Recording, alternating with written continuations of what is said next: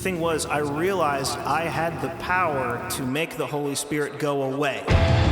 Welcome to this week's episode of Load In, Load Out, a tour story podcast produced in Athens, Georgia, in association with Kindercore Industries. This week, Load In, Load Out gets metaphysical with our guest, Adam Hebert, a member of the Athens band Maximum Busy Muscle. Topics of discussion include, but are not limited to, dispelling the Holy Ghost accidentally, the potential threat of skanking Jesus, and God loves Les Claypool, but not everyone agrees. Well, hey everybody. How's it going? It's going all right. No, you fucked it up, man.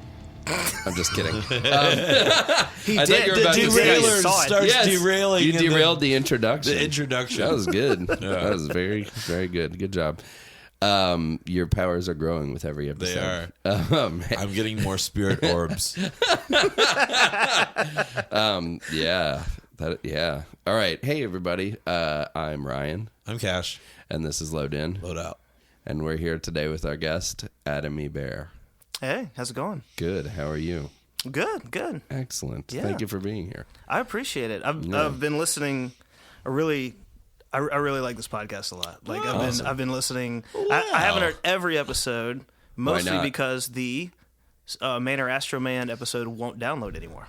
Oh, on really? iTunes. It may just be my dumb podcast app because We'll check into that. I use We'll check into that. I think I'm the only person that uses the built-in podcast app. I think everyone else uses Stitcher or Oh, something. no, I use the built-in podcast Okay, app. because Yeah, I keep absolutely. it because I can yell at Siri while I'm in the car. Sure, yeah. Be like, Siri, open, load in, load out. Yeah. Okay, I'll open, load in, load out. That's what you should, yeah. Yeah. That's good. I like that. I like the idea of people driving around hollering at their phones to play our podcast. Does it ever pull up something weird that sounds like load in, load out? I like swear some 90% of the time I try to use it, it pulls up something that is not at all. Or it'll be like, I Yeah. can't find that. Like, I was like, Okay. I needed to get the number for Second and Charles the other day, and I Yeah. was like, call Second and Charles, and it's like, I can't find that. I'm like, I don't know who Charles but is. I just Google Which Second and Charles? Charles, and then it comes up right away. So, Siri, what's the deal? What's the deal, Yeah. Siri? It was, or the worst case scenario, you yell load in, load out, and it thinks for a second and goes, okay, here's Metallica's Load, and it just starts playing the worst metal record. And then it won't stop. You just have to listen to it. Get me over, pull me out. No, shut up, Siri. So one of the things that is interesting to me about today's episode is that Adam is somebody we've known for a while, who plays in a bunch of bands and does the indie rock, punk, whatever band thing, even a little metal, right? Well, more metal than anything else. These Maybe days, more metal, actually. yeah. I can compare, yeah. That's why Hetfield's fresh on the brain. I Okay, guess. yeah. But before we get into that stuff, there's always been this secret history of Adam Hebert that I was told about that existed.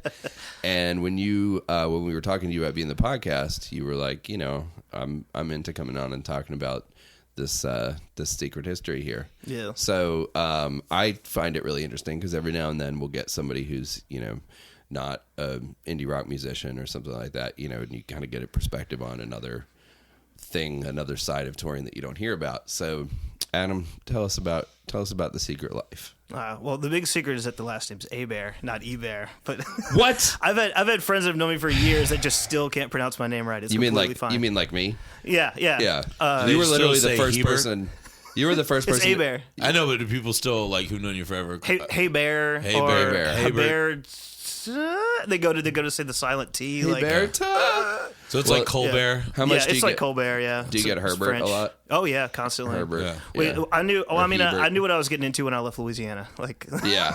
Right. Yeah, there it's yeah. normal. It's Right. practically Smith. Yeah, like yeah, it's yeah. very, very normal. There Where are is pages this? and pages in South Louisiana. It's Yeah. it's like a Cajun, old Acadian name, and it's Yeah. very common down there.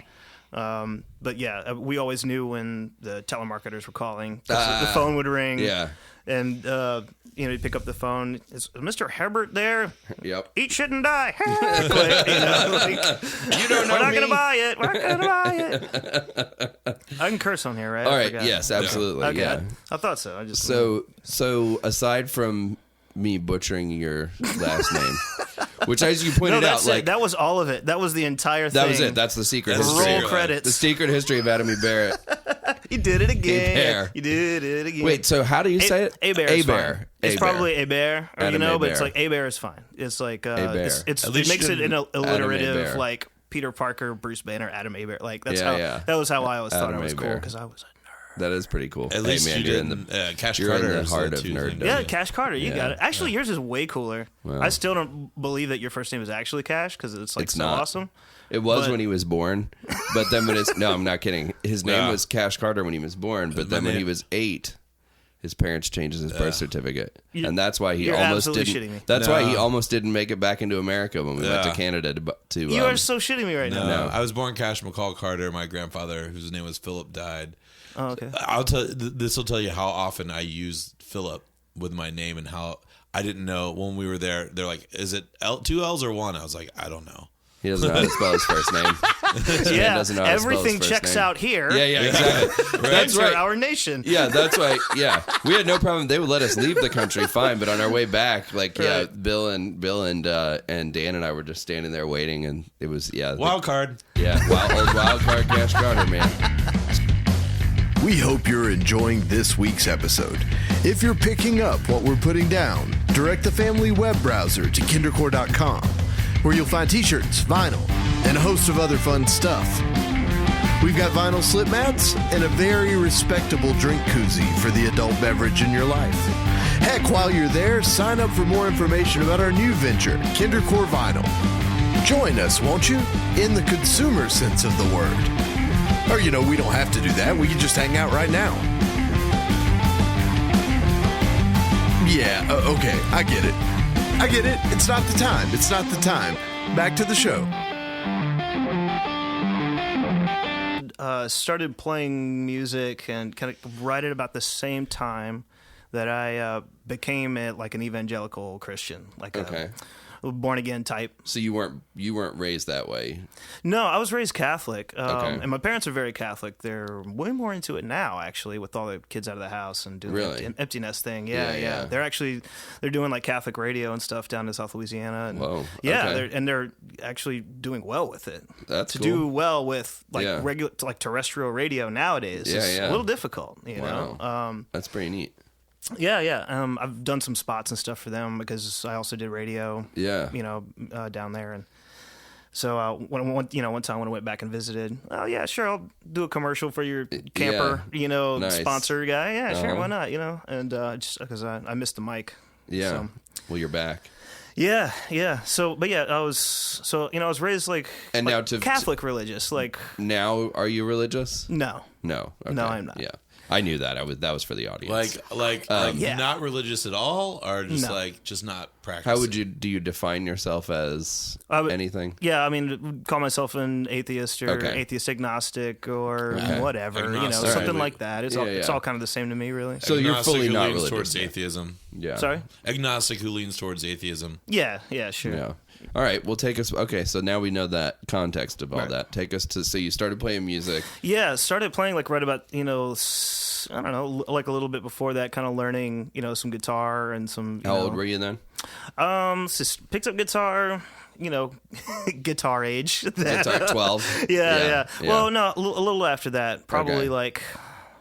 probably more like 14 or so. Okay. Yeah, something like that. My dad can play, and so he was grew up on the 70s singer songwriters Sure. John Denver and Yep. a lot of James Taylor, Joni Oh, Mitchell, yeah. this kind of stuff. All stuff I still like. I still have a lot of respect for that. Sure. For that whole genre and all those writers, because I am not a songwriter. Yeah. Never was. Still, I just like being in someone else's band. That's all Right. I've ever done. And Yeah. or mostly. That's not all I've ever done, but mostly. Yeah, so, and then when I was right around 15, I joined a Baptist church and had, more before joining that church, just had this sort of these religious experience kind of things, because looking back now, it's because I wanted to. Right. And right. that's all that stuff ever really And you were Sure. 15. Sure. Yeah, 15 years old, and Yeah. and How'd your parents feel about it?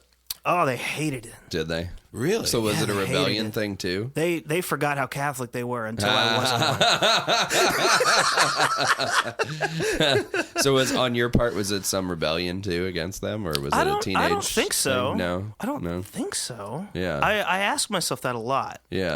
Not a lot, because I don't really think about that stuff too much anymore. You know, I guess my agnosticism or atheism or lack of religion is just so sort of a part of me. I Right. guess that You're I not, just like, don't. rehashing It's it. not an active.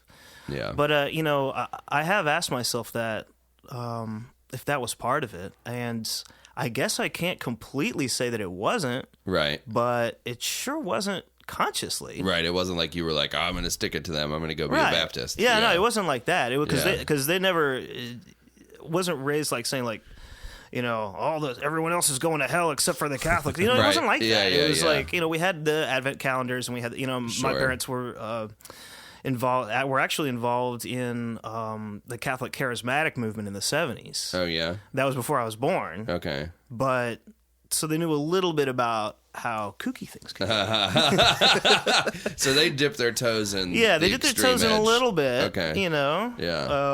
But you know, not completely. And we had relatives Okay. that were full blown like Yeah, I mean- asshole Christian. Like Where you lived, I mean, there's a lot of people there, right? I mean, culturally, there's a lot of Christianity down there. Right? Absolutely. I mean, in the South anywhere, but in South Louisiana, I yeah, think, and in South Louisiana specifically, there's a lot of it's very Catholic. Yeah.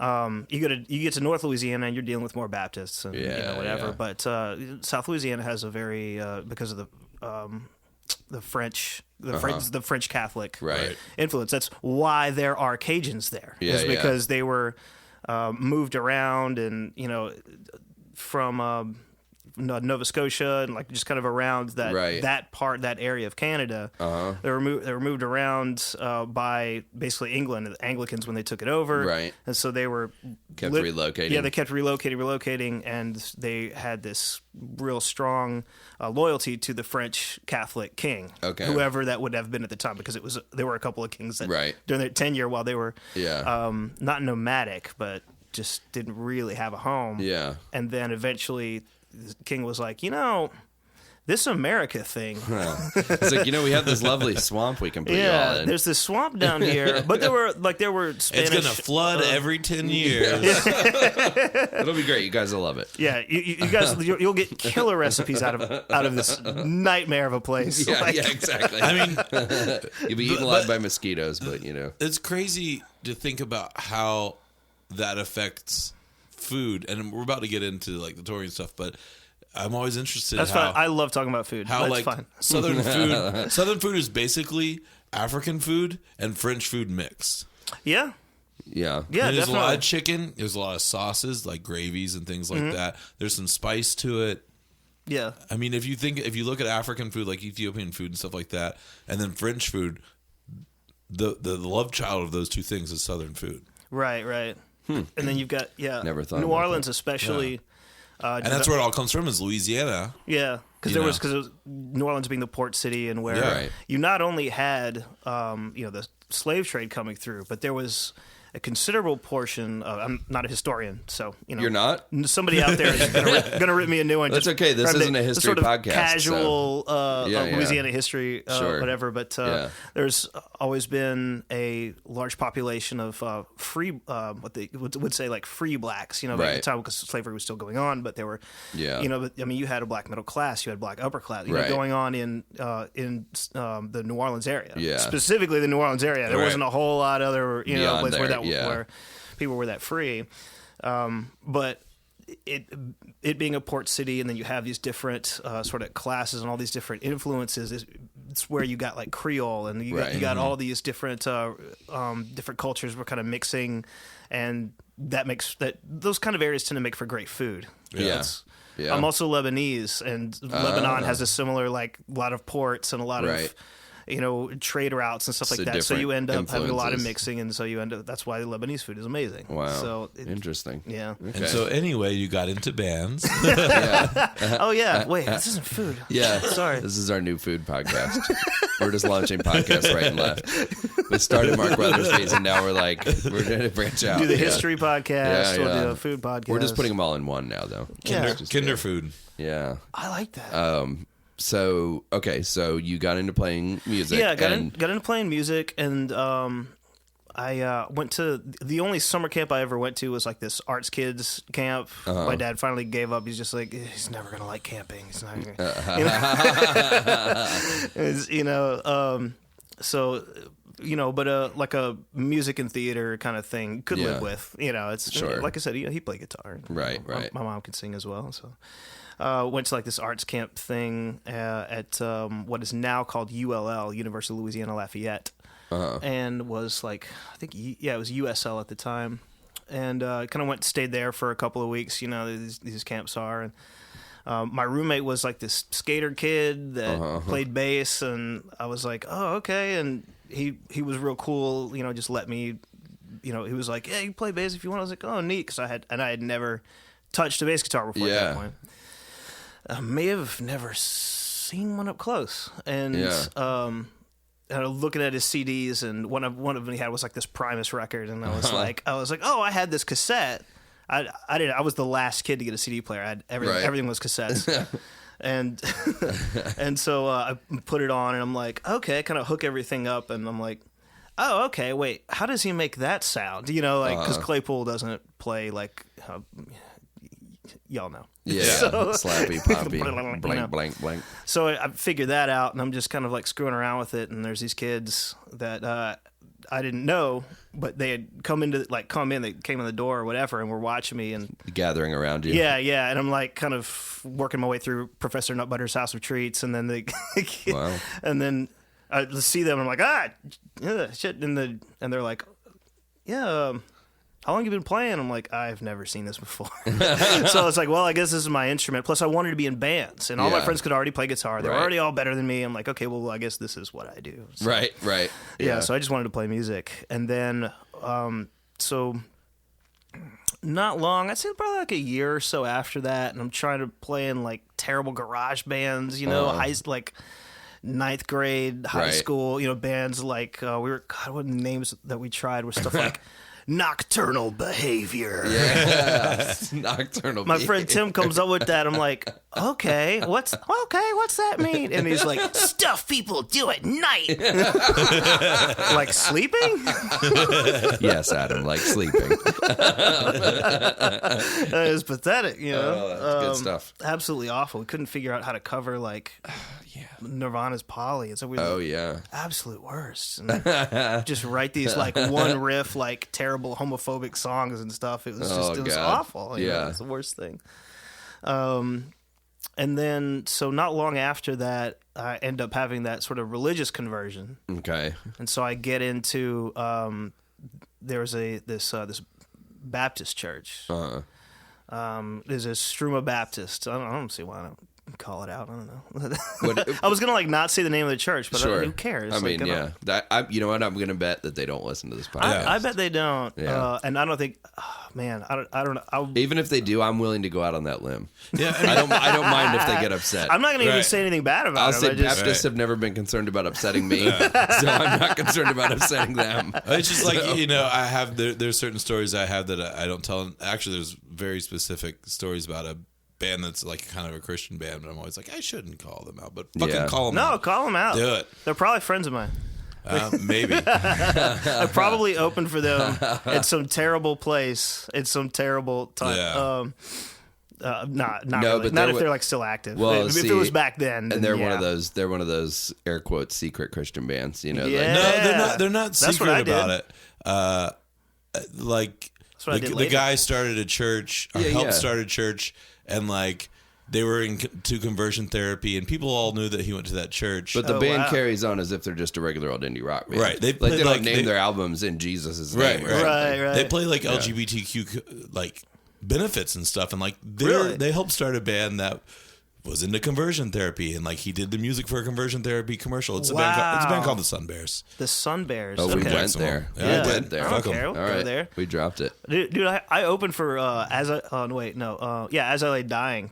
Did you guys know about that? There's a band where the singer is a Christian metal band. Okay. The singer got arrested for trying to get a hitman to kill his wife. Oh shit! Oh, I yeah. think I remember Yeah, hearing you remember about that? It was a couple years Yes. ago. Oh my I saw god! that. I was Wait, like, wait, oh wait. shit! I talked to that dude. I played with that That's guy. amazing. I'm gonna go for the tasteless joke here, and the name of the band is called As I Lay Dying. Yeah. and he was trying to get a hitman to Wait, kill I think his it was wife. I think Yeah. it was. Oh my god! If I got the wrong band name, I'm gonna be super embarrassed. But I'm pretty sure it was the guy from As I Lay Dying. So, as with every episode of this podcast, I gotta look it up. I'm so sorry if I missed it. No. I was gonna say, as with every episode of this podcast, the disclaimer is that, like, memory is memory, and like Right. you remember Right. things the way you remember them, and maybe it's true or maybe it's not. So, if it wasn't that band where the singer tried to get his wife killed, Right. we're sorry. Maybe it was another band, Right. but whatever. I got that It right. doesn't matter.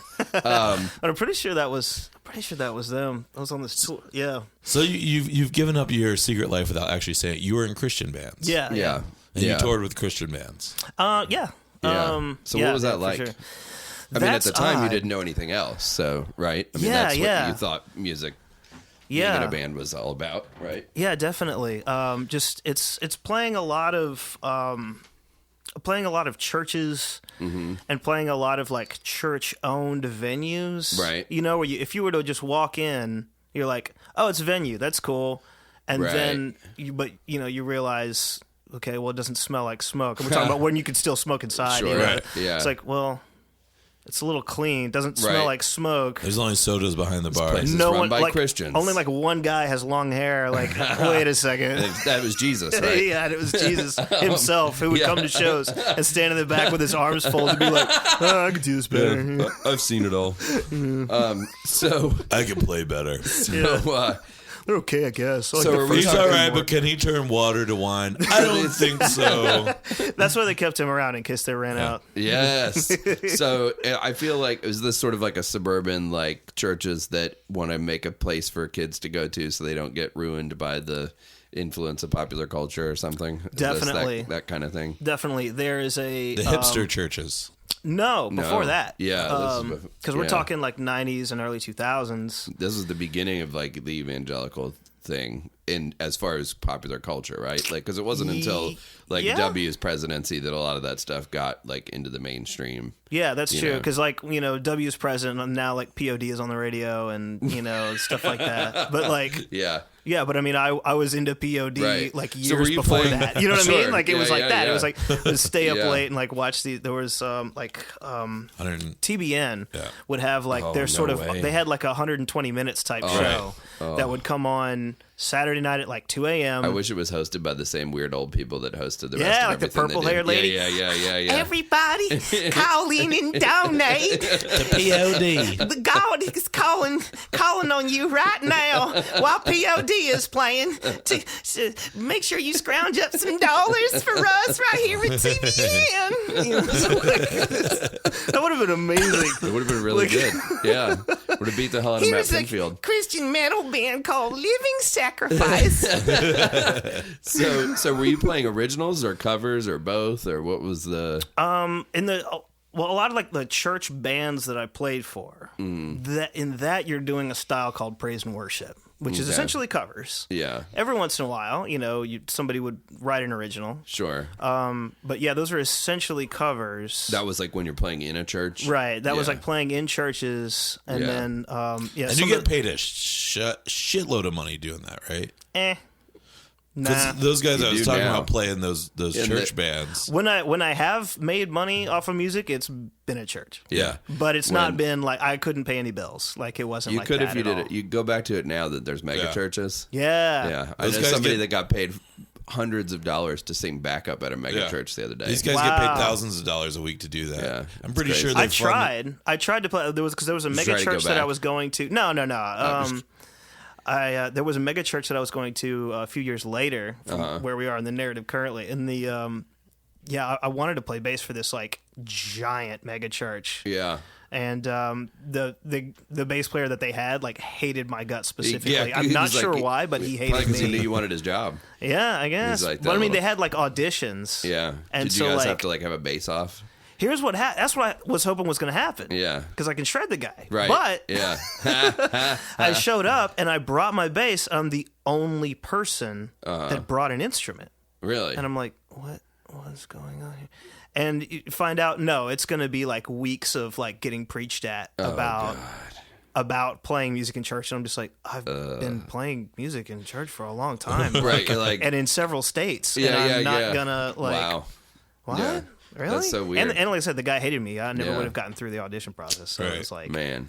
they ran this whole like weeks long screening. And this church was so huge that they needed several bands. Right. Oh, yeah. That's what I'm talking about Yeah, with this they had to person, do too. like rotate. Yes. Like, okay, this was going to be person would be with the youth band for these couple of things during the week, and Yeah. then the youth band that does these couple of things during the week, and then we have the main church band. They're going to do Yeah. this service and this service, blah blah blah. So it was The just person like, I'm talking about, just give me one. It was literally like multiple rooms, and they were being taken from one room to the next on a golf cart to like perform in one room, then the next room. Then I mean, like, that stuff. Yeah. And I mean, this is what has happened now that churches are in former Walmarts. That's Right. that kind of thing. Right. But Yeah. anyway, so you went out and like played shows though did you have a band that was your band, like your Christian rock band, or did Yeah. you? Yeah. Yeah, there was a What band. was that called? That was called Lucid Soul. Okay.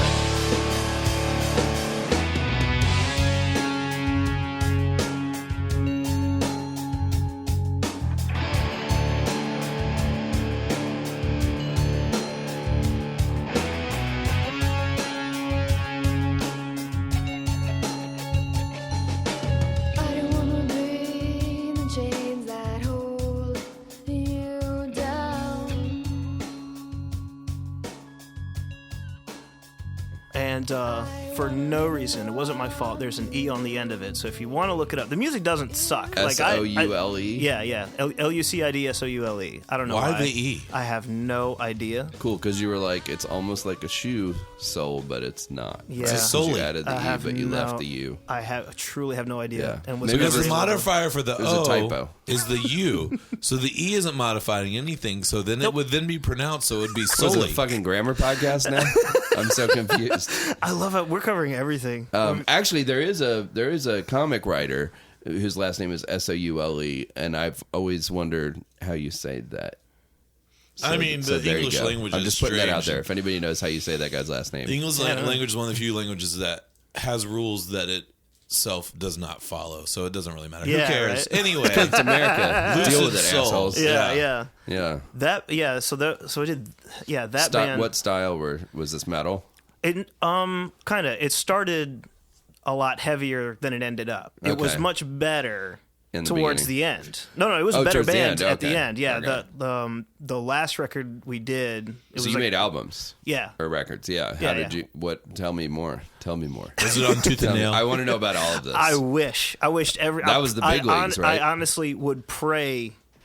I would You're not pray to joking, God you that I actually- would end yeah. up on Tooth and Nail Records. because that was the big leagues, right? That was they had. I listened to every single thing that they Starflyer ever. 59. Oh yeah, Starflyer, absolutely. Joe Christmas. Yep, I remember Joe Christmas. Yeah, That's the one band that like on Tooth and Nail, and that was a quote unquote Christian band that I still Well, love to this day. And Their I bass never player was understand- Christian and got them signed to a Christian rock I label. never understood that. Like they none were of their they were their first signing. I think they were. Joe Christmas was. I think so. It was either Joe Christmas or like Velour MXPX. 100. No, it was not MXPX. They were the biggest signing. Yeah. They were the band that put that label on the map. Totally. That was how like I found out who that was. Yeah, and yeah. then from that, like I saw the guy from MXPX wearing a Stavesaker shirt. Okay. And then spent the next like 12 years obsessed with Stavesaker. But like that Joe Christmas, especially the first album, their songs aren't Christian. No, it wasn't. It wasn't. I love that album still. Well, that It's a was great that was record. that. They That straddled was the that line. label's thing. Was like Christians in a band. It was Designer Is Imposters. it a Christian band? Do you remember? Do you There was- remember the perfume ads from the 90s for Designer Imposters perfume? And they would have like whatever, like Dracar Noir, and then it was like a fake version of that. Okay. And I always used to joke that Tooth and Nail was like Designer Imposters, like the indie rock, because they had like one band that was like each, like MXPX was like the Christian Green Day. You know what I Right. mean? Like there was like Joe Christmas you is know, like the Christian Pavement. yeah, I mean, Yeah. Yeah. Yeah. Starflight 59, who were they the Christian version of? I can't remember what they sounded like. They were like They're kind of dreamy pop, shoegazy. dreamy pop kind of Like, stuff. they're like the put out Christian a version lot of of material. My Bloody Valentine, basically, without a female singer as well. Yeah. Okay. Yeah. They put out a lot of material. They and did, yeah. Again, another band that I still like to this day. Yeah, I mean, I never super got into because I always liked stuff with a little more teeth, or at least Yeah. like punk stuff like pop punk stuff that was super fast, at Right. the time. Yeah. That kind of new school punk, which I can't stand anymore. But but fair enough. Sure, yeah. I mean, Who would have thought in 2017, from our youth, the music that would have come back would have been pop punk? Oh God. Right? Yeah. Like we're going through a pop punk revival right now. Are Oh God. Wait, are we? Yeah. Oh Really? yeah. Adam and I don't know about it. I don't It's know. crazy, As long man. as ska punk doesn't come back. Oh, come As on. long as Pick it up, pick it up, as pick long it as up, that doesn't pick it up. happen, because Mark I my played a words. lot of that shit. Did you? Actually, Did you play before Christian ska? before Oh, Lucid yes. Soul, I can't believe I forgot this. I was in a Yes, band was called it called like Skanking Jesus? I wish. Oh man. Oh my pick it up, God, pick it up, I pick it up. wish. It's coming next, I promise you. That's I going to be bet the next you're phase. right. Ska's going to have like, what is this, like I'm sitting the here. fifth phase of Ska's? Ska? I'm currently agonizing over trying to figure out how to come up with a Christian rock ska name that has ska in the title. you know, Reggie was in a like Christian ska band. What? Yeah, called Honey Locust.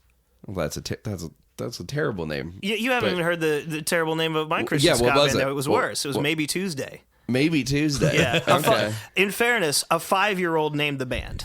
Okay. Like, Well, yeah, yeah, sure. There was a friend of Was ours the who had 5-year-old in the band? it would have made the band better. It would have been probably. a better band if the 5-year-old was in it. The 5-year-old could have been the dancing guy. Yeah, right. That's always in the ska band. Yeah. Well, no, it's this cute little kid that was like our friend's little brother. And Okay. anytime you asked him when he was going to do something, he Oh. was like, "Hey, what's she going to do?" And I forget the kid's name, and the kid would be like, "I'm gonna be a ninja." Okay, when you gonna do that? Maybe Tuesday. So it was cute, and Yeah. like, all right, so I'm listening to this cute Sure. and whatever. And so I don't Yeah. think that's that bad of a band name. this was an existing not a ska great band. name, They but- already existed as a band called Gidget at Okay. the time, and then they broke up that band and then called me and said, "We want to be a Christian band, so we need you to come play We need bass." a Christian to come play in our band. Yeah, well, I mean, Because they were smart. They knew that's where the money was. well, no, they were Christian kids too, Yeah. but I was like, You were their connection to that world, right? yeah.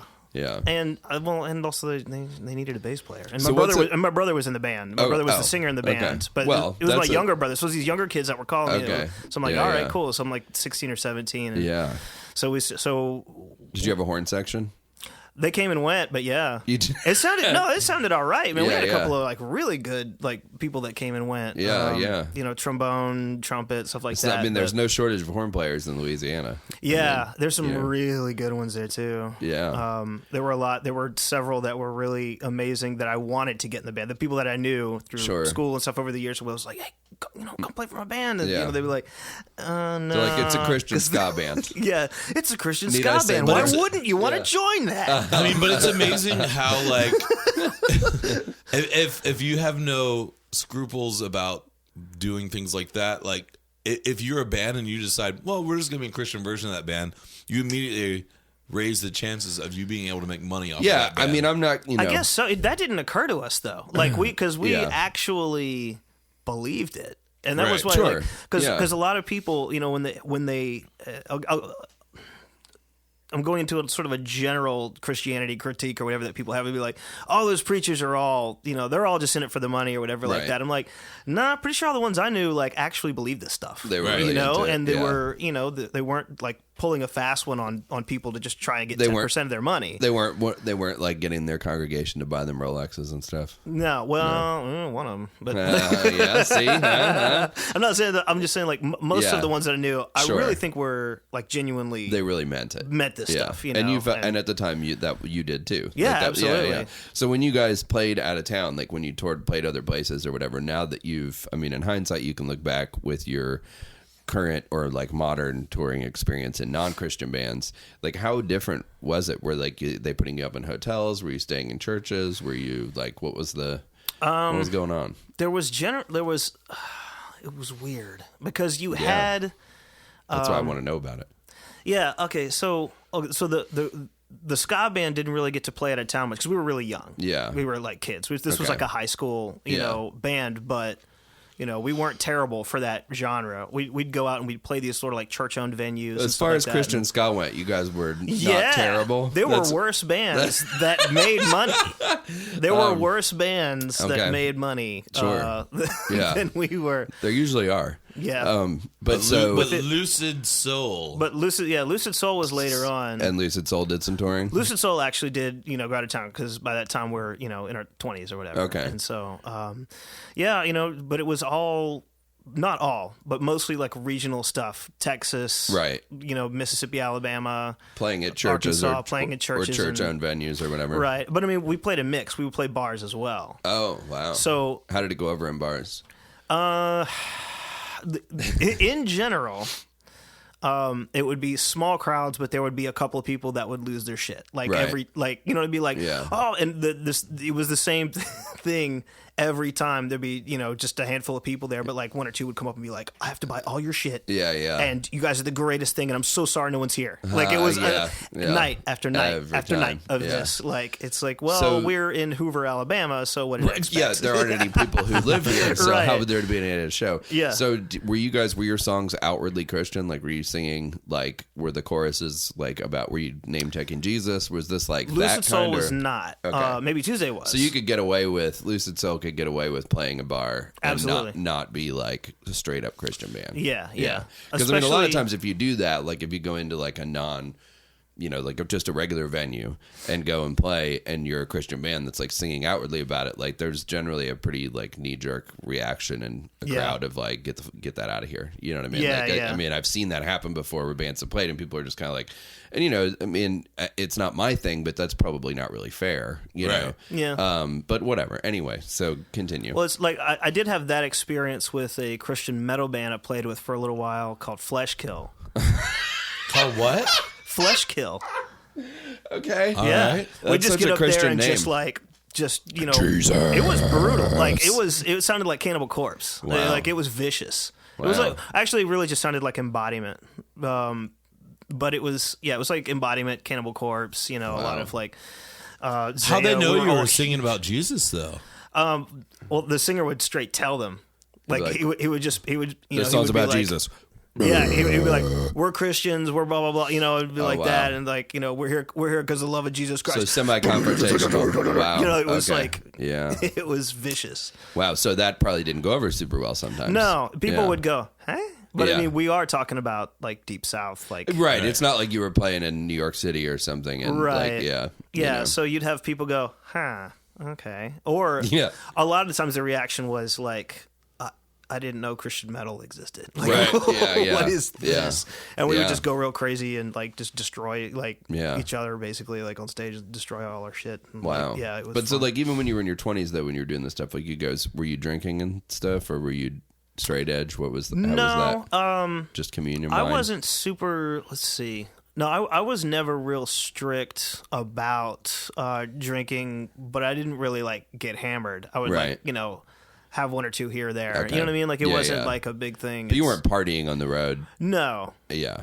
we weren't really partying on the road, especially at the beginning, and then towards the end, I think we were all pretty sick of the Christian thing, and all of us had kind of chilled out on. So did it sort of just implode? Like it just was like we just kind of slowly under its didn't own really weight. like lose our faith because like I'm pretty sure everybody else that was in that band is still a Christian, but they're like. These current Christians that are like hip Christians, you know what I mean? Yeah, Like, yeah. Hipster church. Hipster church. Like they have Yeah. people are like doing. I don't know if any of them are doing this, but I'm sure at least one would. People are doing like Bible studies and stuff at like breweries and like Right. having like Yeah, craft beer and Like a few beer years and Bible. back, It's like a thing now, what's which his was name? unthinkable when I was a kid. Oh, Like, absolutely! You'd yeah. never do that. Yeah, Yeah, it's What was fascinating. His was it not Jerry Falwell, but one of those guys who went to jail. His son is like a hip Christian, whatever. And a few years back, maybe even 10 years ago or something. Yeah, he had- Jay.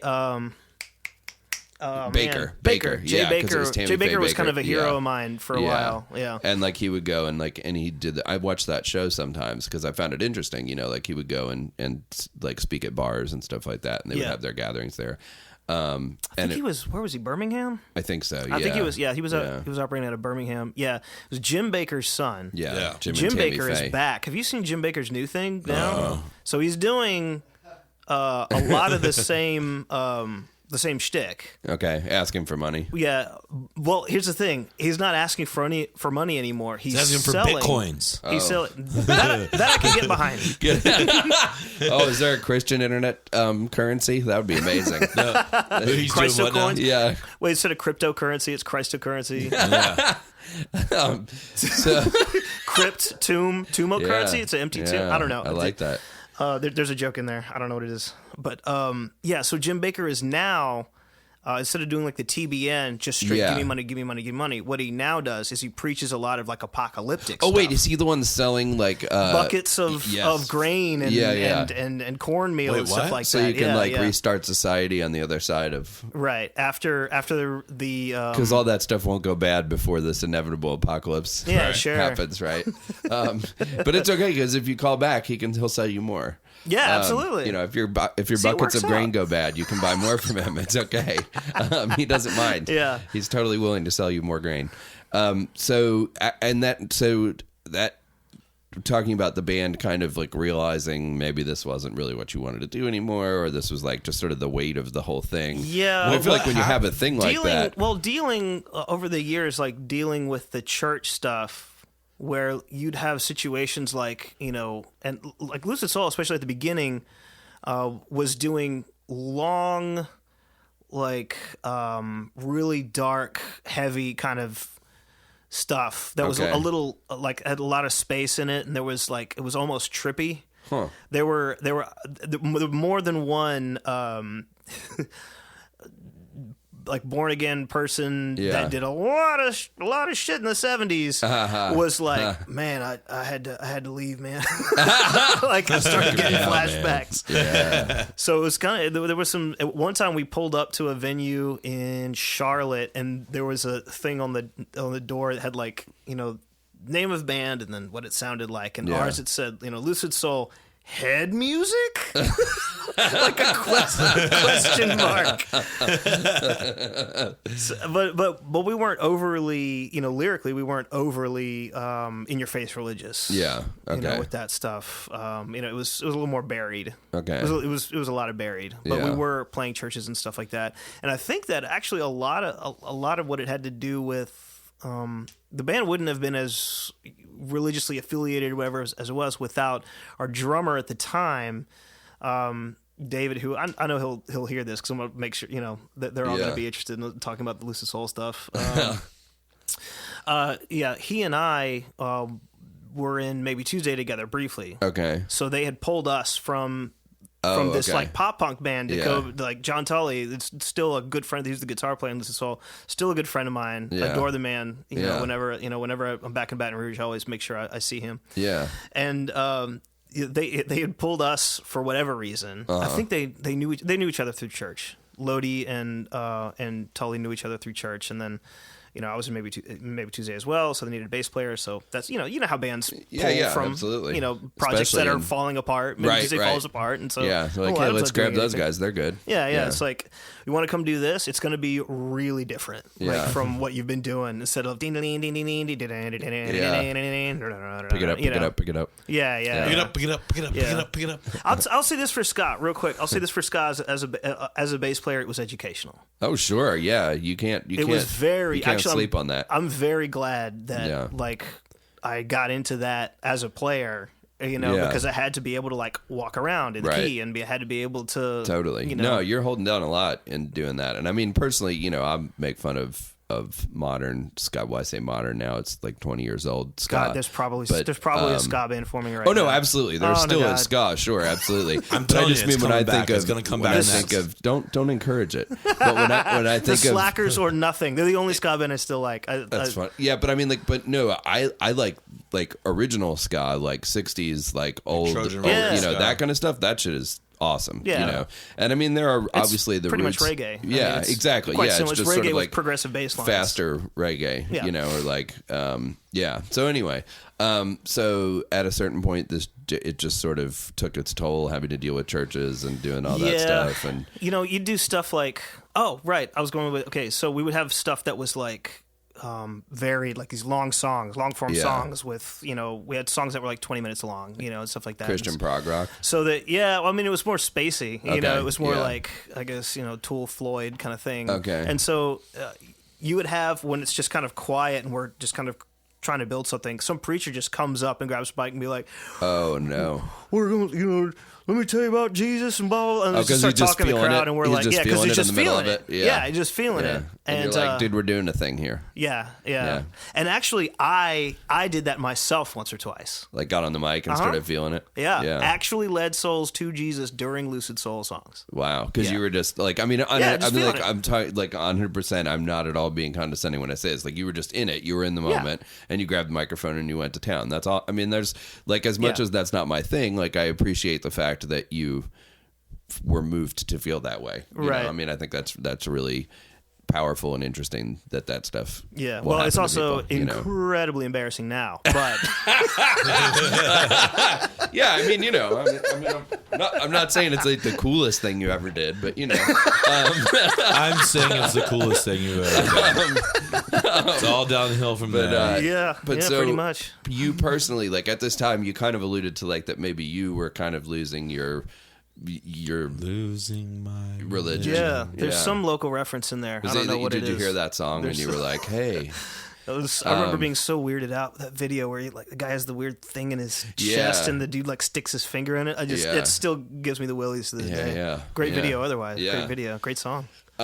So explain that. I mean, I know we're not talking as much about tour stories this That's episode, all right. but That's personally okay. to me, I It's find all this, it's all like one big ball of all of that in my head. I mean, I just so. find this really interesting. Just the the idea of like a personal. It's not very often that you meet somebody that has like a like a journey through like a different way of thinking and then changes their. You didn't start that way. You know what I mean? Like a lot of people are like, oh well, I grew up that way and so blah blah blah.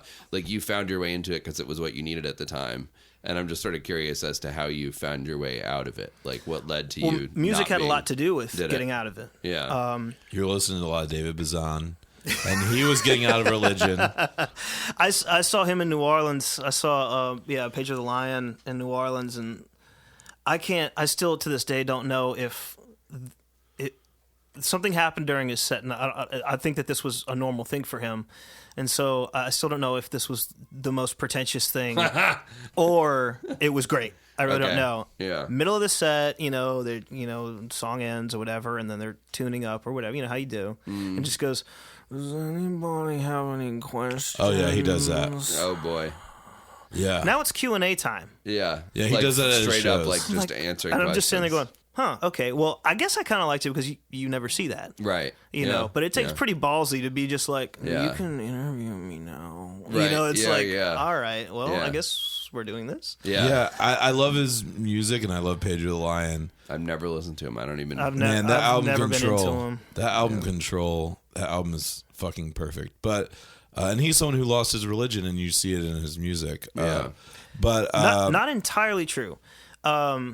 He's take still that. well. He's still religious, but he can't stand the Christian music industry. Can't stand like organized religion, but still would consider himself a He Christian. still considers From the himself latest thing Christian. that I've read, anyway. Okay. Which Yeah. there's a great book if you guys want to check out. I recommend a couple of books if people are interested in this part of Christian music. Yeah. Body Piercing Saved My Life Uh-huh. is a really good one. It's a writer from I think Spin. And he just kind of delved into sort of the underground Christian music Yeah. thing. And so there's a lot of interviewing David Bazan and David Crowder and these other, just other people that are in that scene. Yeah. That one's really good. And then I absolutely recommend Mark Salomon's Simplicity. Okay. Mark Salomon was the singer from Stavesacre, Okay. which was a band on Tooth and Nail in the 90s. Yeah. That like toured with MXPX and stuff like that or whatever, but they were much heavier, much like very intense kind of bands. You know, they were not like a shiny happy pop punk band at all. It was guys from like hardcore backgrounds and stuff that wanted to add, you know, maybe something a little more melodic, you know, sort of thing like that. But well before what we would consider right now melodic hardcore, which is insufferable. Like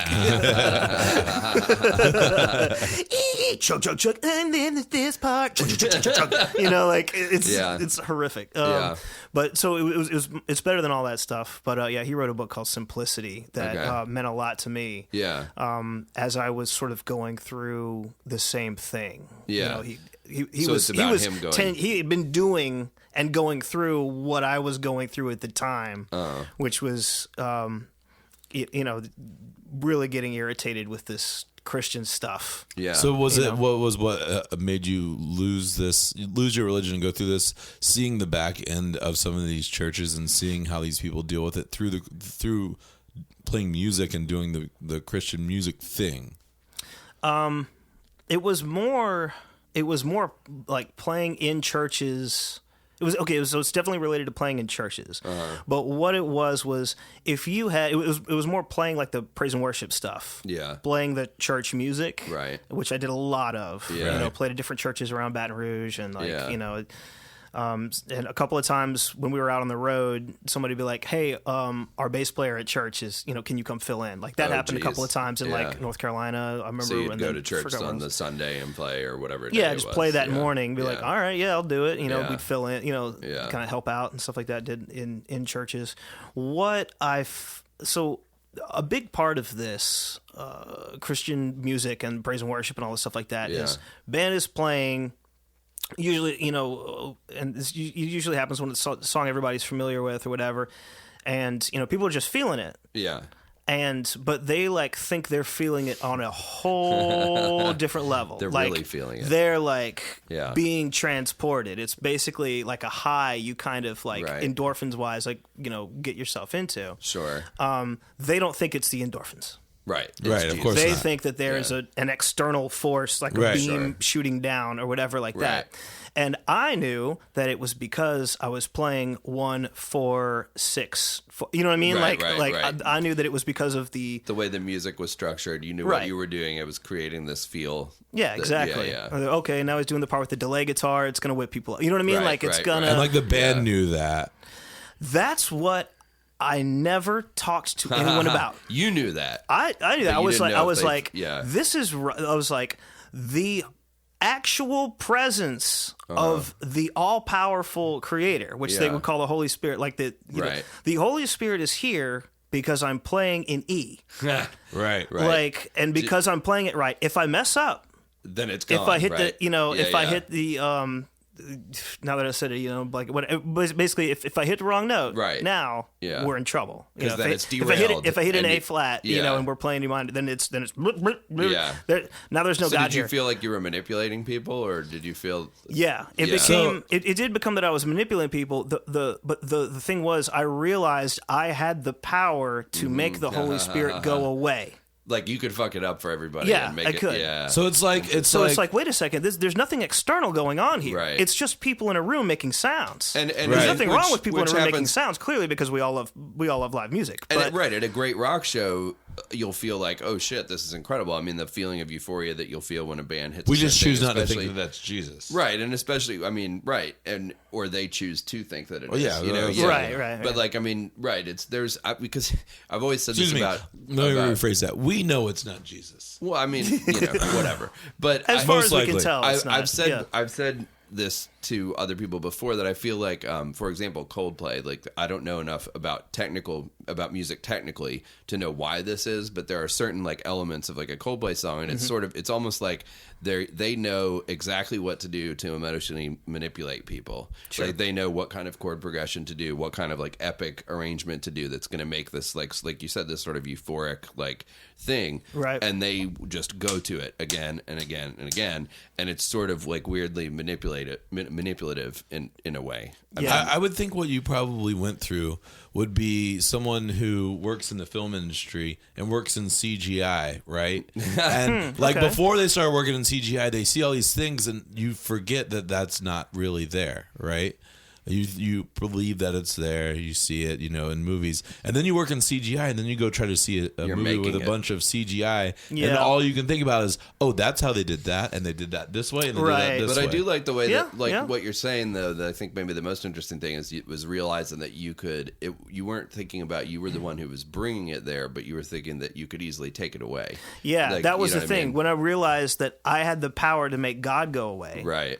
then it was like you could ruin that feeling for wait a minute. everybody. Power to make God go away. Like one flub note, Well, it's and all like- of a sudden everybody's like, ugh. right, yeah. Yeah. And then everybody's like, oh, right, we're all just kind of here in a room, and it's Right. like, Yeah. you start to realize, oh, it really is just it's maybe and I fought it off for years. Yeah. I guess that's cognitive dissonance, whatever. Sure, like right. you Yeah. know it, but Yeah, you're just yeah. gonna no, and then like Right. pretend that it's not there. You kind of fight that off, Yeah. I wonder how many of like the preachers and stuff, whereas you saw that as a reason to get out of it, is like that's their thing. Is like I can make God come to this room. Oh, I and mean, can that's- make God yeah, go away from that's- this room, and they live off of that. Have you ever heard of feeding that energy? And Have like, you ever heard of the documentary Marjo? No. Oh, it's You know what I'm talking it's about? brilliant. Yeah. I recommend that to everyone that can hear my voice right now. Yeah, Marjo is Yeah. MARJO. Marjoe, I believe. Yeah, I think so. And I think I saw it when it was on Netflix. I'm not sure if it still is, but I saw it it's online about somewhere.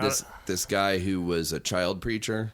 Like he started out as a child preacher in the 70s. Yeah, his and parents then- were preachers, and then they Yeah. started putting him on stage. And they sort of with like used him as like a prop, kind of like he became like this famous, like kid Right. preacher or whatever. Mm-hmm. But then as he got older, he lost his faith, but was like just straight up manipulating people. Yeah. Right? Like, Well, I mean, he dropped. Well, even better than that. Like he dropped out of it. Like he got out of it, and because that was in like the late 50s or early 60s or so. Okay. And then when he became like a teenager or whatever, Yeah. dropped out of it. The 60s happened. Yeah. So he discovered like drugs and women. like women. Because that was a and- big part of it too, right? He Like discovered yeah. reality and altering his own reality. So, Yeah. And so he wasn't a Christian anymore. And so the documentary is about him, no longer as a believer, Yeah. going back That's and right. pretending to be a Yes. preacher. And so Yeah. he brings a film crew with him. And he's like, watch what I See do. what I Watch can how I do. manipulate Yeah, this whole yeah. thing. Because watch this.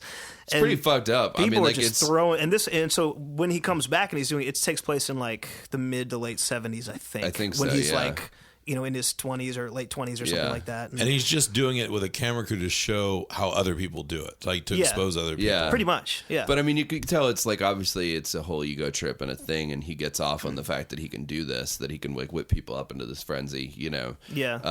And it's really interesting. But I think it's excellent. Yeah. Yeah. That is. I mean, I would to that. I don't know how many. I mean, I don't know how you can be involved in church leadership and still remain the same kind of believer you were when Right. you came in. Yeah. Like I don't know. And there's something called the Clergy Project, which is basically like a help group, like an underground. So for clergy Okay. that don't believe it anymore wanna get because out. they studied this stuff, because they took theology classes and were like, wait a minute. none of this is real. Right. And so, Wow. but I mean, what do? You Yeah. got your PhD in theology. You can now work in church or wait Right. tables. Yeah. And so Right. they're trapped. Yeah. They're kind I of do a History victims. Channel show. Totally. Yeah. Wow. So there are a lot of people that are working in churches, right now. Yeah. That don't buy any of it. That are just- because they're because like, it's no, what- clearly this is humans in a room. Right. Like, But they've trained for that, and they spent money going to school for that, Yeah. and they've it's like people that get into a job that they're like, I don't like this, I hate this job, but I've trained my whole life to do it, right? I mean, Yeah. it's except that it has this other level because it's like this, supposed to be this deeply felt. yeah. And thing, you're you know? dealing with people, things that people Yeah. like feel deeply, deeply within them. So did And, when you started to feel like you were falling out of it, did you feel guilty about it? Yeah, there was Yeah. definitely. Did you feel like, why don't I feel this way anymore? Like, why am I not? No, I knew why. Yeah.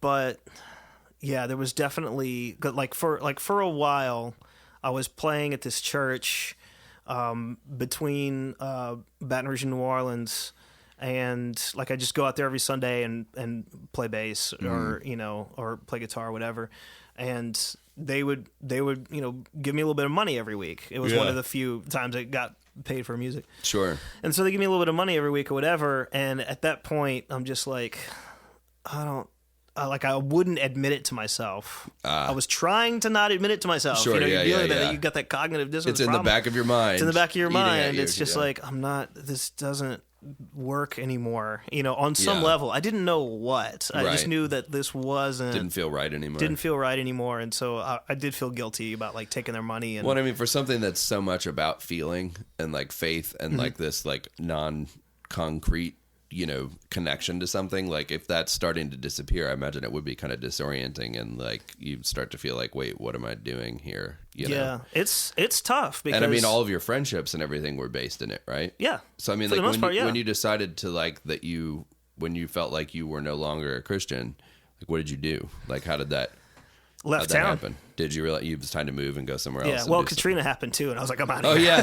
So yeah, it's like, oh like, cool. I am So outta here. your city got destroyed. Yeah. And then you were like, I'm gonna go. Well, I mean, it wasn't. I'm trying to think of the timeline here because I was still. Let's see. So I was still in Lucid Soul when Katrina happened. Okay. One thing I will never forget, a tour thing I will never forget as long as I live, was it was only, I don't know, it was a few weeks. It was a few weeks after Katrina, and we did like East Coast tour. We went up and played with the Carolinas. We went all the way up to New York, and when we were on I-10 between New Orleans and Biloxi somewhere,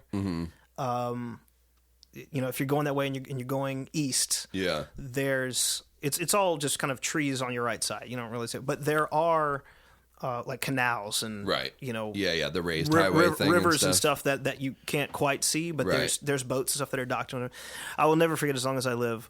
Boats in the trees. Oh wow! And I'm not just talking about little like Cajun Special, like aluminum. I'm talking like boats, like real stuff boats. that people fished with, like really fished with, and just hanging in the trees like these giant, crazy Christmas ornaments, and it's just the water level just went up so high that it picked them up and they got stuck in the trees. Yeah. Wow, that's incredible. We were coming I'll never back forget that. We were coming back from South by Southwest right after Katrina, and stopped into like the little cities. It was a little bit after it, but still, like we were driving through all the small towns like in Mississippi, and just seeing the houses that had literally been lifted up off of their foundations and like were across the street.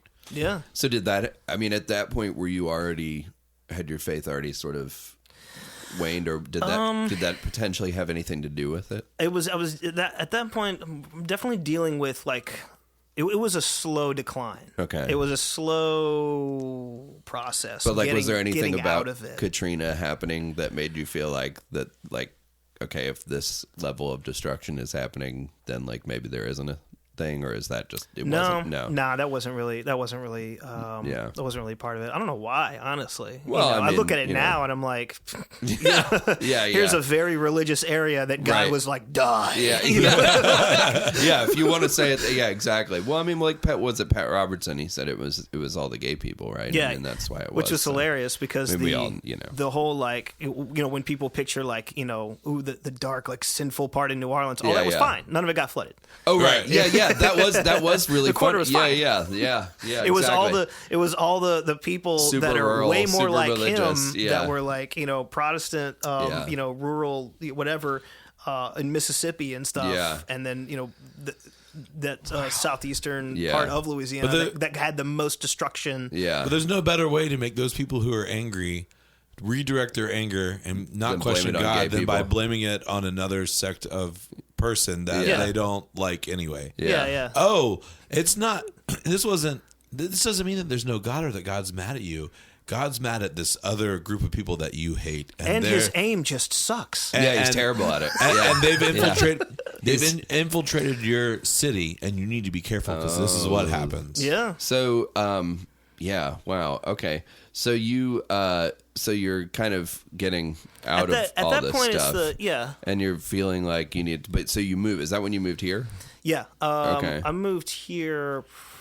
I moved here in 2006. Yeah. So that was a year after Katrina. So, I mean, like, I feel like I must have met you around then, I think. Yeah, probably so. Pretty soon after you moved here. And, I mean, you mentioned earlier, I mean, we just touched on homophobia there. And, like, earlier you were talking about, like, a high school band and having, like, horrible homophobic lyrics or whatever. Yeah, yeah. And, I mean, that was probably a part of some of what you were growing up around, is that people were feeling absolutely, that way. yeah. But you are, you know, I mean, as somebody who's been friends with you for years, I mean, like, the farthest thing in the world from being homophobic. Was that, like, I'm jerking somebody off right now. Yeah, absolutely, yeah. Both of It's us, great. actually. Thank you. It's fantastic. Your technique is awesome. A+ all around. But so was that? I mean, was that like, were your friends that you were around at the time, were they all homophobic, and then you knew in your heart that you didn't want to be that way, and you moved to Athens, and then you could be I mean, like, how did that sort of that's a good question. because it's beyond. I mean, it goes a little beyond just being like, oh, I'm not Christian anymore, I don't believe in God anymore. Yeah, there's all the cultural. I mean, there's all that baggage. With yeah, Southern Christianity or rural or whatever. Yeah, which you don't strict have. sort of I mean, Christianity, you know, yeah. you're a very open and accepting person. Is that something that was just sort of like? I tell you what, actually, I didn't think about it like this until now, but I guess so. There was a period of time when, after I was like an evangelical, Yeah. Full blown, which just. Sorry, but like homophobia is built into that. Yeah, like it's yeah, just right. part of. It's part of the because control the Bible mechanism. specifically, and Right. don't ever let anyone tell you That it the doesn't Bible say- oh, doesn't. yeah. Romans chapter 1 is just Apostle Paul going off on how horrible gay people are. That's what it is. Yeah, no, You know? absolutely, yeah. And so, after sort of getting out of the evangelical Right. part of it, there was a period of time where I guess it was, as Lucid Soul was ending, or as that band broke up, and then, between then and moving here, where I tried to be like a cool Christian, like a liberal, Like, what's Christian. his name that we were just talking about? Falwell, or not Falwell? Oh, Baker? Baker, yeah. Jay Baker. Yeah, well, no, I always liked that guy. Like, Okay. because he was like, like punk guy with tattoos. tattoos, That, yeah. You felt like, hey, that like- didn't believe in like, yelling at gay people, Right. turn and burn, Yeah, whatever. Yeah, yeah. I wonder how he gets along with his parents. Well, and that I'm was the curious interesting thing about about that. that show. I mean, he went over. His dad was in jail, I think, when the show was on. But Right. he was going over. He went to see his mom a couple of times on the show, and it was very interesting. yeah. Because Tammy Faye Baker, in her own right, is obviously quite a cultural icon. Yeah, you know? I mean, she's a gay icon. Yeah, yeah, absolutely. She became like Which a is sort gay of amazing. drag icon, Yeah. and I think they addressed she- that in the show too. But yeah, Yeah, no, she stood up for gay rights like a long time ago, and was Yeah. and probably why she will not ever have a comeback within Right, like how yeah, Jim yeah, Baker has had yeah, a comeback. yeah. Like he went to jail. He was in jail when Jim that Baker, was when happening. he got out of jail, he was doing like if I remember this right, reading this right, like ministry in like dirt poor like Los Angeles area, like Right. like really trying to help people. Yeah. And then was like, I gotta get paid, and Yeah, so yeah, he yeah. started doing Right. what he's doing What- now. yeah. That's what it looks It's like. like- That's what it looks like anyway. But Tammy Yeah. Faye was after she was basically, the whole scandal happened. yeah. She said that I remember her saying that she was embraced by like the gay community. Yeah. Part of it being just her appearance and sort of like Right. the drag world, Yeah, like yeah. really Yeah, loving her. absolutely. But she was like, they're actually really nice to me, and all my Christian friends are like have Right. abandoned me. Yes. And so I'm not That going to I- sit here and say this anymore that they're terrible people. Right. And so 'Cause at they're that not turning point, their she's a backs better on me. person than her religion tells her to be. So, Right. Yeah. yeah. yeah. And So you were going through that. I was in a going way. through, something similar, trying to be cool, like, hey, I don't tell you you're going to hell. You're so going to hell. like I'm thinking that. So you grew up, but did you grow up believing that, or did you get that? Oh, in yeah. Your, okay. What do you mean, homophobia specifically? Yeah. Yeah, grew up Yeah. completely hating gay people, yeah. Yeah. Just because it That's seemed just how gross. 80s, and weird 90s, and yeah. being, Yeah, it's being religious. interesting Yeah, absolutely. hearing you say this and admit But this. I never knew any. and Right, like that's- confronting it, because it's like it's something I struggled with those people I was telling you about before. It's like they would come to the bars and I dealt with them and playing music, and they'd always be like, they were the cool Christians, right? Even though Right. they helped start a church and worked at a church that did conversion therapy. They would still play the LGBTQ things because it got them popular and got them attention. Yeah. But the whole time they're like, They were oh no, savvy. we love gay people. It's fine. Yeah. But you should come to this church. And Right. if you're gay and you join this church, we tell you can't be gay and be in this church. You Right. have to convert. Right. Well, that's part of the deal. It's like they're Yeah. because We want everybody, but once they get them, they want them to Yeah. change and And be, this yeah. guy- Well, they you know, want them to come so that they can change them. Right. convert them. That is Yeah. what Right. evagelism is. Right, Like, yeah, it's in that's the name, Hey, right? come on Yeah. in. We're Yeah. nice and blah Right. blah blah. And it's like, But right, yeah. and it's like that But I'm whole the the whole crazy system girlfriend is who's like gonna change the you. church paid those people enough that they didn't have to have another job. I'm Right, pretty sure yeah. they paid for like the company that he has now, and it's like they do all that so that this church can pull in these people, Right. Yeah. because they think the gay people are evil and convert them, and they still have like the cool voices, the cool funnel voices out front, being like, no. We don't mind gay people. Yeah, Gay yeah. people are cool. Right, Come to right. our church. We embrace you. You're fine until you decide you want to be a member. Then it's like, no, we Well, then love you the Yeah, way you are. It's all bait. It's all a lure. Convert It's them. all just Sales, man. It's sales. Always be closing. They got to convert people. Yeah. Always be converting. yeah. Yeah. But They are scripturally It's mandated. crazy to think So- of how the church is that manipulative and like that, thinking that far ahead of the game. Yeah. It's almost impressive that they They that got they foresight. it is impressive. They've managed to run Western culture for, Yeah. centuries. I mean, it's that they have that thought, like put out some of these, let bring some of these people in who are into like indie bands and can seem cool, Yeah. Right. and then they go out to bars and stuff and get all their become friends with people and get them to come to this church. Yeah, you Right. find people who And then they maybe- convert the gay people, but then they're also making money off of these people. Yeah. Oh yeah. It's like yeah. the ultimate, like, grift. yeah, Yeah. it's crazy. It's almost impressive You heard that it here it's first. that fucking crazy that, like, Yeah. So you moved to Athens, and when you got here, were you? At what point did you feel like did you start feeling like you were an atheist or agnostic? Was that before or when you moved here? During kind of the process and the setup, and everything like that, it had started like gnawing at my brain. Yeah, And like I don't think this is real. I had seen what happened to people who said, I don't believe this stuff anymore. And they were like totally ostracized. They're totally ostracized, and Yeah. there was a huge problem and everything. So, and I wanted to leave anyway, and because of Katrina, I was like, I'm out of here. Yeah, Like, yeah. You're like, it was I mean, for a while after Katrina, you had to, if you were going to move just to get a new apartment, you had to get it approved by FEMA, Right. Because they were trying to find housing for Right. the people who had lost everything during the storm. So Yeah. perfectly legitimate reason. Absolutely. But and then everyone was saying, "Oh man, rent is going to be so bad. It's going to be so bad after this," and they were right. Right. It's 'Cause bad there. yeah. And so and I said, "Well, I'd rather be living in Athens anyway. Right. It'll cost less money." yeah. And and Yeah. I'm like, and I'm 24. Like, Yeah. I Plus should just new do this start, now. right? You know, Like, it's a new start. and getting away from Yeah. all the church stuff, and and so I moved up here, didn't know anybody, and So you moved to town totally cold. You didn't know Cold. anybody here. we had toured through here once. Wow. We played Atlanta a lot, Mm-hmm. and the label we were talking to was like, "Just come move to Atlanta. Just come move to Atlanta. Change your terrible fucking name and move to Atlanta." And then, no, seriously, they were like Epic was like, "If you move to Atlanta and change your name, Yeah. we're gonna make a star, kid." You Yeah, know? yeah, And yeah.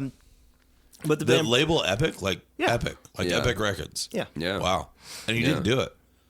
no, the band broke up instead, Yeah. which is a smart.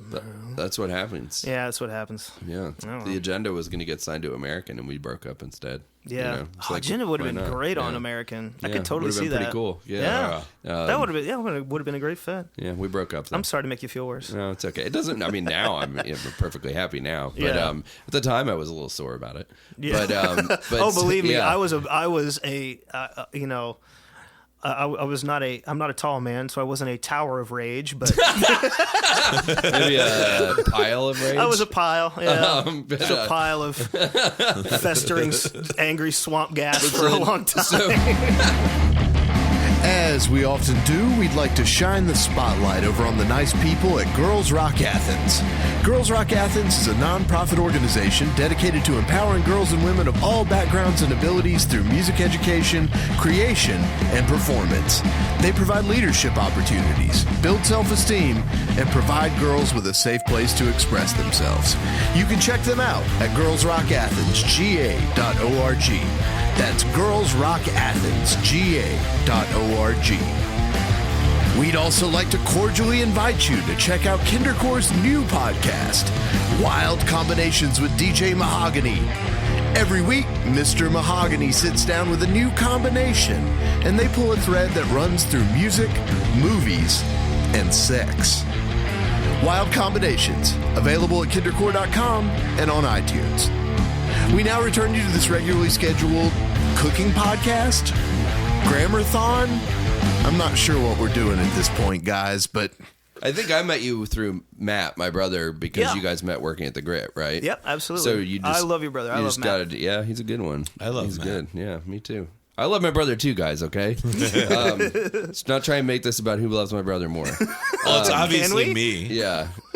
He's on my shirt right now. So He is I on win. your shirt. He is on it. So am I, though, so for that matter. Yeah, but I don't love you. Yeah. Oh, that's why you interrupt me all the time. That's right. But, No, I'm just kidding. No, I'm just kidding. So- I love Ryan. Ryan's the reason I moved to Athens. Okay, so yeah, wow. I mean, and obviously, I mean, I think we're probably getting up on the sort of end of what the length of a normal podcast would be, but I'm sorry. I've No. derailed This it is long. No, not at all. This is exactly what I wanted it to be about. This Okay. is, I mean, as far as I'm concerned, this is I can do this all day, baby. fantastic. I can do it all But day. but just for the sake of resolving the story, your life's story or whatever, you get here, and then obviously you're not going to just stop playing music because you love playing music, Right. And so then you start to. Was this the first time you started to play with people in like non-religious music? Pretty much. Yeah, Secular. Pretty secular. The Yeah. evil Sorry, big yeah. bug out there that Secular is secular humanist music. music. Secular music. Don't let it into your life. Well, I heard that so many times. But you know, like, it's crazy. And there were these different periods where I would throw out all my secular music. Really? You know, as Yeah. a Christian, would ever be like, you know, I don't need any of this. I would just fuck throw it this. all out. and then you you'd know, have to go buy it again. yeah, I have to go buy it again later. And after you chill, I'd be like, you know what, man? You know, God doesn't hate these. Blah, it's all right. God you know? doesn't hate like, Les I was- Claypool. You can still listen to him. It's just everybody else that hates him. And I'll say It's to not- thee. God doesn't hate him. Just the entire rest of the world does. I don't know, man. Sailing the Seas of Cheese. Hey, man, I I got had into Primus it. Records too. I got did. into it whenever I was in middle school. I don't know about the rest of their albums, but Sailing the Seas of Cheese is still a great album. I had some Primus Records. I can no longer support that kind of behavior. That method of playing a bass guitar, I feel like, is a little He's unnatural. the only one. horrific. He's the only one I can deal with doing that. I really can't. And deal only with on that album. doing it. But have you listened to it in a long time? Yeah, when was the last time you heard Sailing the Seas of Cheese? Yeah, because I mean, let's be honest. If you heard it, I used to love that when I was a kid. Let me when I was a say, last teenager. year I bought the reissue on vinyl.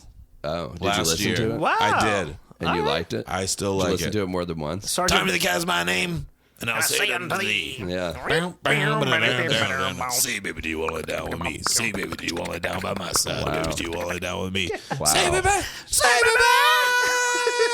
Holy shit. Yeah. That was magical. oh my god, That was amazing. everyone hates me now. I started Wow. talking about Primus, and then we did like Tommy the Cat. Yeah, no. All but the- All so- right, I So can I've now I can made- go elsewhere. So I've now made all the Christians mad Jerry's at race me. car yeah, driver. yeah. That's enough. That's enough. I've made all the Primus. history- Throws That's goddamn enough. fast.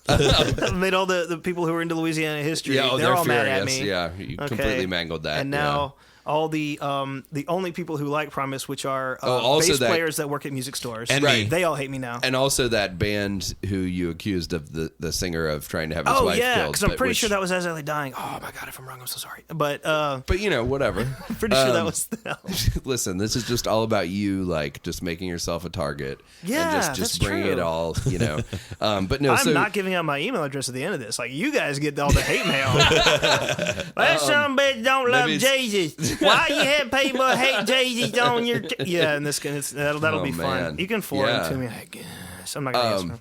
So then you made a life for yourself here in Athens. Your post-Christian life in Athens, where you've played in bands, and you're not homophobic, and you're a lovely, lovable guy. Aww. You and your man, I have my moments. She was not your wife at the time, but you and your wife were the first people to meet my daughter. Yeah. When she was born, you guys came to the hospital. It was really fantastic. I mean, I met her first, but you guys met her after that. Yeah. I want to make it very clear that like Adam is a lovely, loving individual, and that I really appreciate the fact that you're willing. Like a lot of people wouldn't be so upfront Candid to like come about in it. and just like be like, I yeah, appreciate man, that's that. the way I grew Yeah, up. I mean, Like, that's I'd who give I was. I don't know. I'd give myself a CC plus, but I don't know. Yeah, it's like but I appreciate that. I know very much. people who grew up and they're like, "Oh no, I was always a good person." Never actually believed that stuff. It was Right. never really. Yeah, because you Yeah. could easily come in here and be like, "No, I was never homophobic," but like, Right. I mean, we didn't ask you; you just straight up dropped it out. Yeah. And that I think that's really, it's commendable, and I think it's awesome that I think it's pretty rare in life that you meet people that change their fundamental way of thinking. That people that are like, I'm like, how often do you meet somebody who was like a racist who's not a racist anymore, or who was Right. homophobic? I mean, it's not often. It happens, Yeah. but it's not often. And when it happens, usually the people aren't like, hey, let me come talk about it and make fun of myself about it for an hour, which I really appreciate. Yeah. I think it's thanks. it's it happens- awesome. And like we have a lot of friends who are in that life when they were younger, because or Right. at least I do, and you do, and probably Bill does as well. Yeah, because it's weird to me because we're I from grew the up South. up north. So That's I true. have You grew no- up up north. Like, I have like no Chad connection to it. Matheny, Emperor X. I mean, You gonna throw him under the bus He now? wasn't allowed to listen to secular music when he was a kid. Yeah, okay. Like Yeah. a lot of my friends were in like Christian bands to start off with until Yeah, they didn't know. I knew one kid growing up in New Jersey, the part of my life that I spent growing up in New Jersey, because it was a couple of different places. But I knew one kid who had like Bible action figures, and he wasn't wow. allowed to play with Star Wars figures. And I think I went over to his house and I brought my Star Wars figures, and he wasn't allowed to play. Like I had to put them away. Oh, wow. And to me, that was like the craziest thing I'd ever heard of. So then That when I is moved crazy. down here in, when I was like 19 or 18 or whatever, and started to meet all these people that grew up with like this Christianity as this huge, I mean, we went to church and everything, but it was just a very different thing. Right. Yeah. And the idea of, like, oh, we can't listen to that kind of music, or, oh, you can't do, it was very interesting. To There see. was Quite a few friends who were not allowed to listen to secular music when we were growing up. Yeah. I had the mega church I was describing earlier Yeah. was the one that I ended up joining, like, because I couldn't find a crazy enough church for me. Right. Because I went to several different churches and different denominations, and played in them and Right. spent time there, whatever like that. And that one that I landed at was one that my cousin, his family went to that church. They Yeah. were not Catholic. They were, and he had all kind of weird stuff. He was barred from playing with. He was not allowed He-Man toys Okay. because that church told them, like, now let me tell y'all something. I saw this on TV. I saw this cartoon. This man, he stands there and he picks up this big old sword and yeah. he says, I have the power. Let me tell Oh. you something. You don't have the power God does. God and baby Jesus and the Holy Spirit does. And you mock God yeah. when you say I have the power. Wow. And the stuff like that. It was Yeah, like yeah. weird. Like you can't watch the Smurfs because they're communists or whatever. You know what I mean? Like Yeah. these kind of things. Yeah. And like my parents weren't that strict. You Right. know. Yeah. It's Your parents were like, what the fuck happened to you? Like, what? We didn't raise you like this. How and did you they're become like, such "Oh, a he weird turned into an teenager? asshole." Yeah, Well, exactly. Yeah, and what's funny now is they've gotten more like pretty. They're now more similar to where I was. Yeah. Like, they've gotten pretty hardcore. So did you go home and make them like burn their James Taylor records? Like, No. This is an abomination. Oh yeah, you want to get to where I was? Here we go. Burn all your James Taylor. First thing, James Taylor's got to go. Yeah. Wow. Well, this is this. It's a strange thing though yeah. to look at your parents and say like, I've been where you are. Yeah, sure. You want to end up like me? Right. Keep going. Yeah. You You're just gonna come have out to on the care. other side of this. Here's the thing. Here's what you just have to care. Really care about whether or not your beliefs are true. Not Right. do they make you feel good. Right. Not do they, it was wrestling make with you that. happy. Not does it make the people around you happy. Yeah. Is this stuff real? Right. And if you really do kind of ask that question and Yeah. really look for the answer, not like the apologist stuff, like Sure, the straw man sure. stuff that they set up. Yeah. Like it falls apart quick. Yeah. Yeah. And it was music that got me there. And it was playing music, yeah. I I find that whole thing about the hitting a wrong note, being able to suck the God out of the room or whatever, like to lose Yeah. that feeling for everyone. That's a really interesting way that happened. I think that's really cool. I mean, because just it's so funny because you think about hitting a wrong note. And the consequences for hitting a wrong note, somebody's going to be like, ugh. But then on your level, the consequences for hitting the wrong note are God leaves. Yeah. Don't worry, no pressure. I've You're been- just going to kill God. Well, Yeah. it's different because when you're in a band and you're exuding, sexual prowess or whatever all over the stage, and then you hit the wrong note and all the sex leaves. That's not what's going on in the church. Yeah. You hit the wrong note, God leaves. Yeah. So does Totally. that mean God is sex? Oh, man. Hey, man. That's no, That's you know a what whole we need other to do. thing. So now Adam could be a guest on Wild Combinations, Mark Weatherby's podcast. Mark which- Weathersby's. DJ Mahogany's That's a hard thing to podcast. say. Weathersby's podcast. Yeah, yeah. Weathersby's. Sounds like a Harry. That's a great sounds podcast, like a Harry Potter by the way. character. I've heard that. Oh, yeah. The episode with Dyson was amazing. Yeah. When he Yeah. did the theme song and it lined up directly, perfectly with the tempo of the actual When theme he was song, going and he was doing that free, Yeah. without it being in the background. Oh, really? He just did it. Yeah. Yeah. Oh, wow. And then they brought the music in and it synced. Oh, Yeah. And wow. Bill was That's the like, best. that actually matches up perfectly with the theme song, so I'm just gonna put it in But we there. could just cross this over into the next episode of that and make that Is God Sex? And, Is God sex? Is sex God? Mark, it's on you now. Hand off. We've handed the baton. Yeah. All right. Well, thank you for being here. This is really awesome. Before we go, tell us what bands you are in that are not Christian bands. You're modern. But what about all the Christian bands I'm in right now that all the Christian, love having an let's atheist just pretend, in the band? Yeah, let's pretend those don't exist because that ruins the narrative that I've been trying to create with this episode.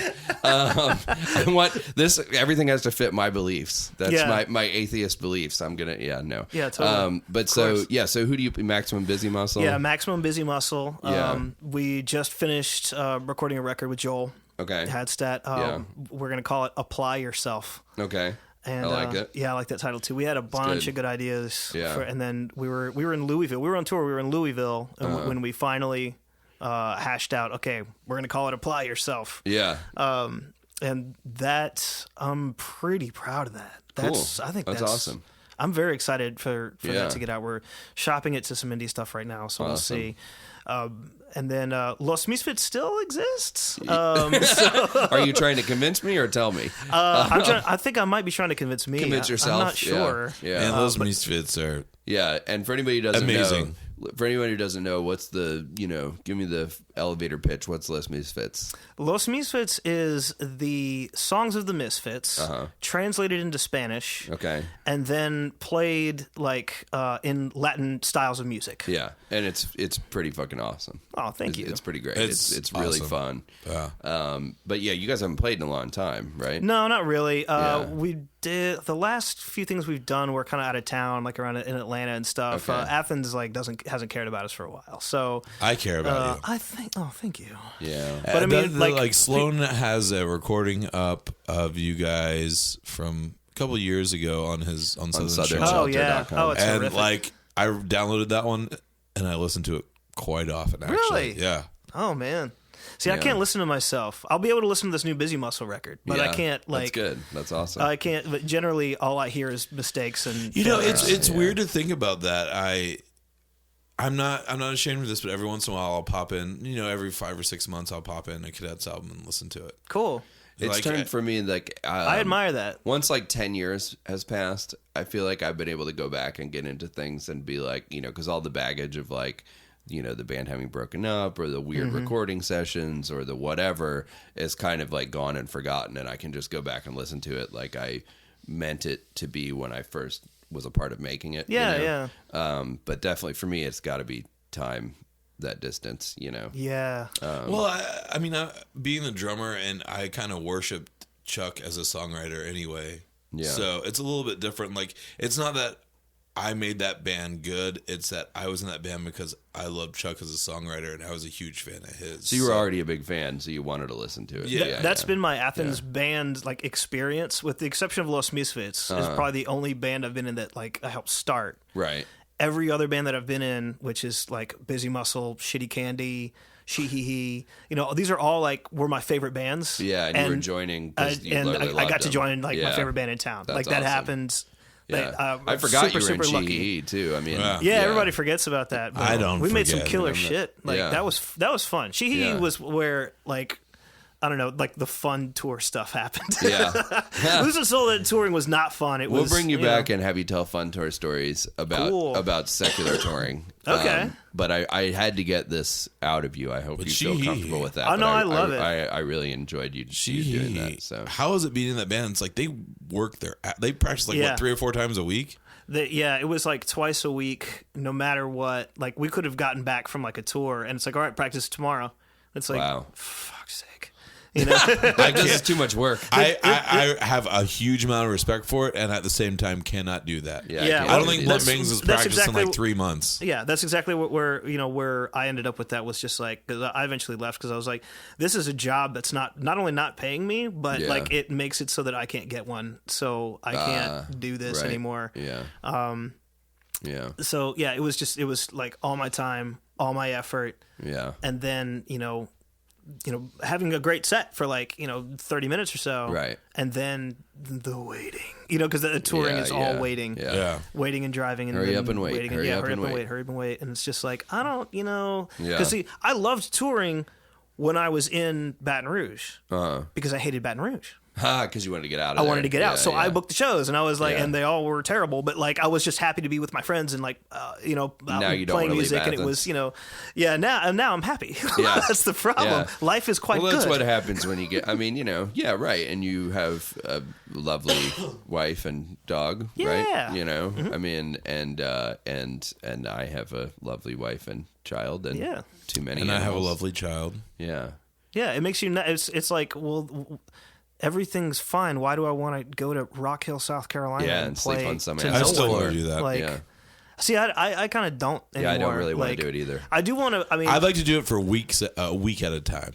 Yeah. Yeah. Not 2 months at a time anymore. A week oh, at yeah. a time. See, I was never able to do the long tours at 2 months at a time, yeah. whatever, like that, because like I moved out as soon as I turned 18, So you and I had to had to Hold down. scrape, Yeah. and so missing work meant not making rent, you Right. know, and so like we'd be out for like 10 days, 12 days, stuff like that, Yeah. but never really any longer than that, Yeah. just because that meant not eating. Yeah. Wow. Anyway. Well, all right. Well, speaking of not eating, I have to end the podcast now because I have to take my family to dinner. Right on. Because we eat early like old people because Do you we have eat a this child. early? Not How quite. early is it? It's like 4:45, but I have to Get that early bird special. We're not about to eat right now, but I still have to go pick my daughter up from grandma's house. Yeah. It's the whole thing. You got to go to It's the whole thing, Ryan's. You got to make sure you bring your church Yeah. bulletin so you get 10% I think, off. Yeah, exactly. I Yeah. think they went out of business, didn't they? Oh yeah, I that heard Ryan's here in yeah. town closed. They My did. mother-in-law was very sad. They were a guilty pleasure of mine. I would go like Were they? once or twice a year and just Yeah. be like, I'm doing this. Yeah. Yeah. Well, not anymore. Oh well. But It's fine. thank you for being here, Adam. This was appreciate it. awesome. Thank you. And like I said, we'll have you back sometime to tell secular stories. Sure. And we'll find out more about the rest of your life. Cool. All right. Yeah. Thanks, man. See ya. Thank you. Thanks for listening to this week's episode of Load In, Load Out, a tour story podcast produced in Athens, Georgia by me, Bill Fortenberry. Our hosts are Ryan Lewis and Phil Carter.